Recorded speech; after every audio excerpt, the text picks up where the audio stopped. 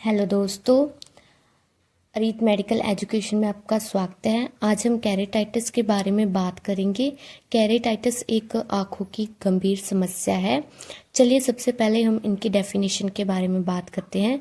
Definition: केरेटाइटिस is the infection and inflammation of the cornea. केरेटाइटिस क्या होता है कि हमारी जो कॉर्निया होती है आई की, उनकी इन्फेक्शन और इन्फ्लेमेशन होती है। वहाँ पर इन्फेक्शन और सोजिश आ जाती है कॉर्निया पर, तो केरेटाइटिस कहते हैं। टाइप्स के बारे में बात करते हैं तो ये 2 टाइप्स की होते हैं: सुपरफिशियल केरेटाइटिस एंड डीप केरेटाइटिस। सुपरफिशियल केरेटाइटिस का क्या अर्थ होता है? Infection of the superficial epithelial layer of the cornea. ये कॉर्निया की सबसे जो ऊपरी लेयर है एपिथेलियल, उनकी इन्फेक्शन होती है। और दूसरा आ जाता है deep केरेटाइटिस। It is an infection of the deep layer of the cornea. Patient suffering from viral impairment.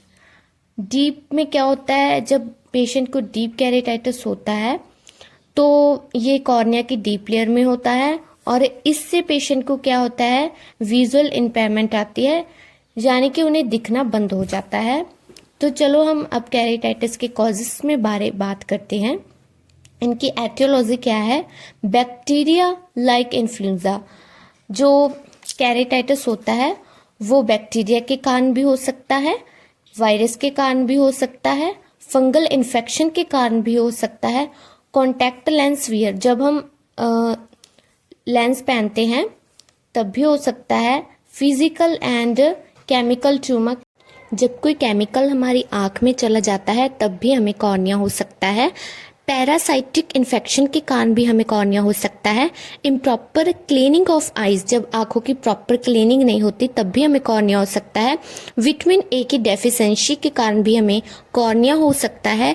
Injury and week immunity के कारण भी हमें कॉर्निया हो सकता है। आगे हम इनके साइन एंड सिम्टम के बारे में बात करेंगे।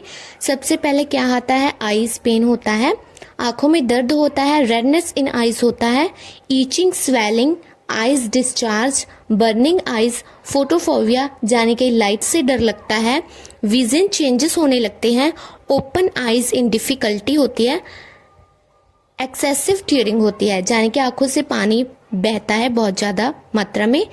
इसके बाद हम इनके डायग्नोस्टिक टेस्ट के बारे में बात करेंगे।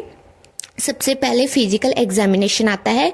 इसमें क्या होता है? हमें साइन और सिम्टम असेस करने होते हैं पेशेंट के। अगर वो ज़्यादा है, देखना है कि वे क्रॉनिक कॉर्निया है या फिर हमारा सुपरफिशियल शॉर्ट टर्म का कॉर्निया है, ये हमने असेस करना है उनके साइन और सिम्टम के द्वारा। उसके बाद आता है स्लाइट लैंप एग्जामिनेशन। ये होता है, इसमें हम क्या होता है, इसमें हम अक्षर दिखाते हैं पेशेंट को। अगर उन्हें देखने में प्रॉब्लम आती है तो हम उसे असेस करते हैं। उसके बाद स्वैप कल्चर टेस्ट होता है। इसमें क्या होता है? आँखों से स्वैप से हम पेशेंट का जो डिस्चार्ज है वो लेते हैं। उसके बाद ट्रीटमेंट आता है। ट्रीटमेंट में क्या होता है? पेशेंट्स को एंटीबायोटिक्स दी जाती है। इसमें क्या आता है? एरिथ्रोमाइसिन, वेंसोमाइसिन, सिप्रोफ्लॉक्सिन, लिवोफ्लॉक्सिन, ऐसी दवाइयाँ आती हैं। उसके बाद एंटीवायरल एजेंट्स होते हैं। इनमें क्या आता है? एक्लियोक्लेवर, वैलिक्लियोक्लेवर, ये दवाइयाँ आती हैं। उनके बाद आता है एंटी फंगल ड्रग्स। इसमें क्या आता है? मॉक्सीफ्लॉक्सिन, नेटमाइसिन, ये दवाइयाँ आती हैं। उनके बाद हमने देना है एनाल्जेसिक्स, पेन किलर देनी है उनको पेन के कारण। उसके बाद आती है प्रिवेंशन। इसमें हम कैसे प्रिवेंट कर सकते हैं? प्रायोरिटाइज गुड हाइजीन रखकर, मतलब आंखों को डेली सुबह शाम क्लीन करना है। इससे क्या होता है? हमारी आंखों में जो धूल है वो निकल जाती है।